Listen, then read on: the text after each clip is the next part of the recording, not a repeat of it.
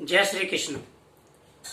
गोवर्धन धरम वंदे गोपालम गोपीरूपिणम गोकुलोत्समीशानम गोविंदे गोपिका प्रियम कृष्णाय वासुदेवाय हरे परमात्मे प्रणत क्लेशनाशाय गोविंदाय नमो नमः। एकोष्पी कृष्णस्य कृतमाणो दशाश्मेगा व्रतेन तुल्यम दशा अश्मेगी पुनरेति जन्म कृष्णाय न पुनर्भावा। जय श्री कृष्ण। आज मैं आपको भगवान श्री कृष्ण के जन्म की कथा सुना रहा हूं। यह कथा मैंने हरवंश पुराण से ली है और हरवंश पुराण की बुक भी मैंने ला करके रखी है। प्रतिदिन आपको एक अध्याय की कथा सुनाया करूंगा। पुत्र कामना पूर्ण करने के लिए आप इस कथा का श्रवण जरूर करें। जो लोग हरवंश पुराण की कथा का श्रवण करते हैं उनकी पुत्र की कामना पूरी हो जाती है। आज मैं आपको श्री कृष्ण जन्म की कथा सुना रहा हूं और कथा को पूरा सुने। भगवान श्री कृष्ण ने जब जन्म लिया था उस समय की पूरी वार्ता मैं आपको सुना रहा हूं। एक समय नारद जी ब्रह्मलोक से घूमते हुए मथुरा नगरी में आए। मथुरा नगरी में आकर के उन्होंने उग्रसेन के पुत्र कंस के पास सूचना भेजी। दूत ने जाकर के कंस से कहा कि महाराज, महातेजस्वी मुनि देवऋषि नारद जी उपवन में पधारे हैं। कंस यह सूचना पाकर के तैयार हुआ और देवऋषि नारद से मिलने गए। उपवन में जाकर के उन्होंने सुंदर आसन पर देवऋषि नारद को बैठाया और उनकी पूजा की। उनके सामने ही समक्ष आप बैठ गए और कहने लगे कि हे देवऋषि नारद, आज आपका कैसे आगमन हुआ। देवऋषि नारद ने कहा कि हे कंस, मैं तेरी पूजा से बड़ा प्रसन्न हुआ हूं। तूने बड़ा आदर सत्कार के साथ के मेरा सम्मान किया है। मैं तेरे हित के लिए कुछ संदेश लेकर के आया हूं। जब मैं सुलोक ब्रह्मादिक लोकों से घूमते हुए देवताओं के पास पहुंचा तो देवताओं की मीटिंग चल रही थी। सारे देवता एकत्र होकर के और तुम्हारे वध का प्लान बना रहे थे। तुम्हारे साथ में तुम्हारे जितने भी मित्र हैं उन सबको मारने का प्लान बना रहे थे। तो मैंने यह वार्ता वहां पर सुनी। उन्होंने कहा कि भगवान विष्णु स्वयं अवतार लेने वाले हैं और तुम्हारी बहन के 8वें पुत्र के रूप में भगवान का अवतार होगा। उनके द्वारा तुम्हारी मृत्यु हुई। इसलिए हे कंस, मैंने तुमको प्रिय जानकर के यह संदेश तुम्हें पहुंचाया है। देवऋषि नारद की बात सुनकर के कंस को बड़ा हंसी आई।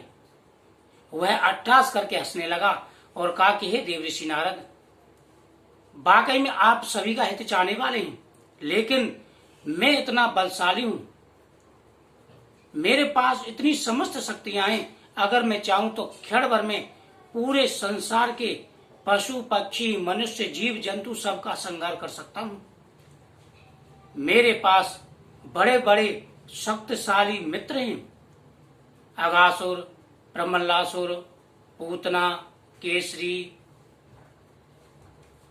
ये ऐसे ऐसे असुर हैं जो एक एक असुर देवताओं के लिए भारी है। फिर भी हे नारद, तुमने मुझे इस सूचना को इससे अवगत कराया है, इसका मैं आभारी हूं। देवऋषि नारद कहने लगे कि हे कंस, वास्तव में तुम बलशाली हो, इसमें कोई संशय नहीं है, लेकिन काल को कोई नहीं मार सकता।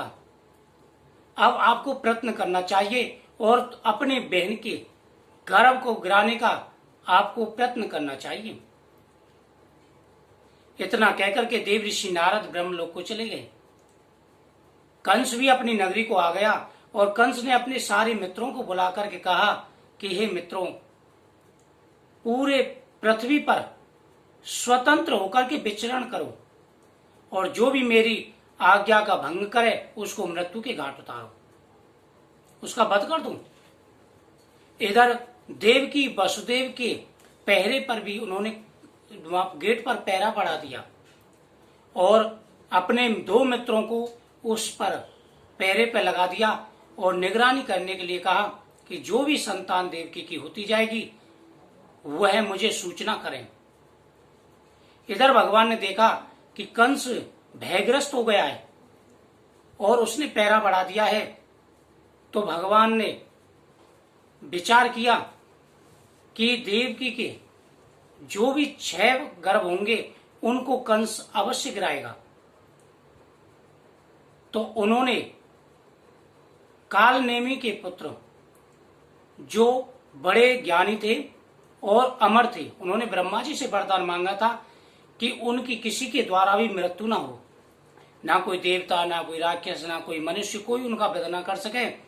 तो इसलिए उनके जो दादा थे वो हिरण्यकश्यप थे।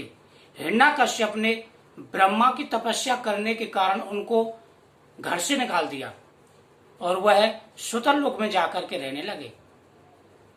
भगवान विष्णु सुतल लोक गए, वहां जाकर के देखा कि वह 6 पुत्र योग निद्रा में सो रहे हैं, बड़े आराम से सो रहे हैं। तो भगवान ने योग माया को बुलाया। भगवान कृष्ण विष्णु ने कहा कि हे योग माया, अब समय निकट आ रहा है, मुझे अवतार ग्रहण करना है और देवकी के गर्भ में जो भी संतान जाएगी कंस उसका वध जरूर करेगा। इसलिए तुम योग माया से ये कालनेमी के जो पुत्र हैं, ये अमर हैं, इनको एक एक करके देवकी के गर्भ में पहुंचाओ और 7वें अवतार के रूप में शेषनाग अवतार लेंगे जो मेरे बड़े भाई होंगे, और 8वें संतान के रूप में मैं स्वयं अवतार लूंगा। योग माया ने अपनी योग माया से कालनेमी के जो 6 पुत्र थे उनको देवकी के गर्भ में स्थापित कर दिया और कंस ने 6 का वध कर दिया। जब 7वीं की बारी आई तो योग माया ने अपनी योग माया से देवकी के गर्भ को रोहिणी के गर्भ में स्थापित कर दिया और यह ढिढोरा पिटवा दिया कि कंस के भय के द्वारा देवकी का जो 7वां गर्भ था वो स्वतः ही गिर चुका है। कंस तक यह बात पहुंची, कंस बड़ा खुश हुआ।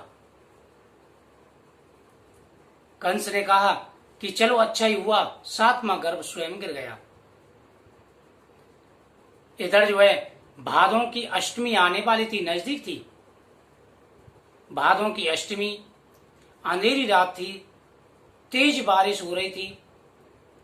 तभी भगवान ने चतुर्भुज रूप में माता देवकी को दर्शन दिए। इधर भगवान ने योग माया से पहले कह दिया था कि योग माया तुम जाकर के जो वसुदेव के मित्र हैं नंद, उनकी पत्नी है यशोदा, उनके गर्भ में स्थापित हो जाओ और जिस दिन मैं यहाँ पर जन्म लूंगा उसी दिन आपको भी वहां पर जन्म लेना है। फिर उसके बाद में मैं यहाँ जन्म लेकर के वहां आ जाऊंगा और तुमको मथुरा आना है, जिससे कंस तुम्हें मारने की कोशिश करेगा और तुम्हें उसको अवगत कराना है। भगवान ने चतुर्भुजी रूप में माता देवकी के सामने प्रकट हुए। वसुदेव और देवकी ने अनेकों प्रकार से भगवान की विनती की, भगवान की आराधना की। माता देवकी और वसुदेव भगवान की अनेकों प्रकार से आराधना करने लगे।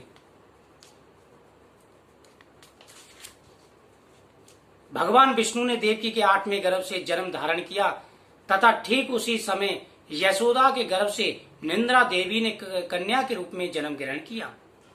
भगवान ने जैसे ही जन्म लिया समस्त भूमंडल कांप उठा, पर्वत हिलने लगे, समुद्र का जल ऊपर उछलने लगा, हवा तेज बहने लगी, तारागण अत्यंत प्रकाशवान हो गए। भगवान के जन्म के समय अभिजित नक्षत्र, जयंती नामक रात्रि और विजय नामक मुहूर्त था।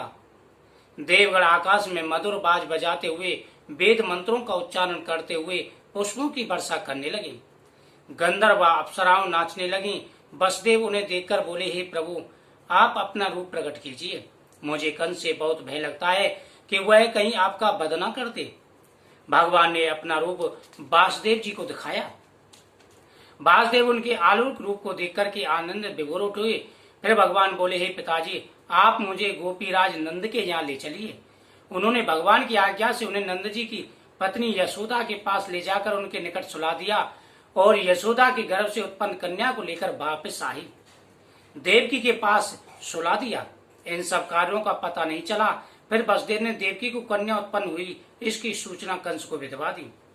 कंस द्वारा कन्या को पत्थर पर पटकते हुए आकाश में उड़ गई तथा काली रात में वह ठीक उसी प्रकार शोभा को प्राप्त हुई जैसे कि भगवान विष्णु ने योग निंद्रा को बताया था। वह बार बार नाचती हंसती और आकाश में घूमते हुए मदरा पार करने लगी। फिर भयंकर अट्ठास करके क्रोधित होकर कंस से बोली, हे पापी, तू मुझे क्या मारेगा? तेरे मारने वाला तो कहीं पैदा हो चुका है और तेरा अंत निश्चित है। जिस दिन तेरा अंत होगा तेरी छाती फाड़ करके मैं खून पीऊंगी। उस कन्या के बच जाने तथा इस प्रकार की वाणी को सुनकर कंस बड़ा लज्जित हुआ। अकेले में देवकी से बोला, हे बहन, मैंने अपनी मृत्यु के भय से तुम्हारे अनेकों पुत्रों को मार डाला, परंतु अब ऐसा ज्ञात होता है कि मेरी मृत्यु का कारण कोई और ही है। वास्तव में मैं बड़ा निर्दयी दुष्ट हूँ, अपने प्रियों का ही नाश कर दिया। विधि है जो भाग्य में लगा है उसे मनुष्य कैसे टाल सकता है। हे सती, अब तुम पुत्र वध के संताप का त्याग करो। अब तुम यही समझो कि विधि के विधान के कारण ही ऐसा कर्म मेरे से हुआ है। मैं आपके चरणों में पड़ता हूँ, मुझे क्षमा करें। देव की भी कंस पर करुणा कर बोली, उठो, इसमें तुम्हारा कोई दोष नहीं है। विधि के नियम में ऐसा ही होना था। वास्तव में मनुष्य कुछ नहीं करता, सब कार्य ईश्वराधीन है। मनुष्य तो एक निमित्त मात्र होता है। जाओ, तुम यह भूल जाना कि मैंने तुम पर क्रोध किया है। तुम यह भूल जाना कि मैंने तुम पर क्रोध किया है, क्योंकि जिसको जाना होता है वह मृत्यु को अवश्य प्राप्त होता है। हे कंस, मैं तुझे माफ करती हूँ। तू भूल जाना मैंने तुझ पर क्रोध किया है, क्योंकि जब इंसान की बुद्धि भ्रष्ट हो जाती है और मृत्यु समय निकट आता है तो इंसान पाप कर्म करने लग जाता है। तो इस प्रकार से भगवान श्री कृष्ण ने जन्म लिया। आगे की कथाएं मैं सारी सुनाऊंगा। अब पहले अध्याय से मैं हरवंश पुराण की कथा प्रतिदिन डाला करूंगा। जन्माष्टमी के बाद में शुरू करूंगा और उस कथा को आप प्रतिदिन सुने, इससे पुत्र की कामना पूर्ण होती है। जय श्री कृष्ण।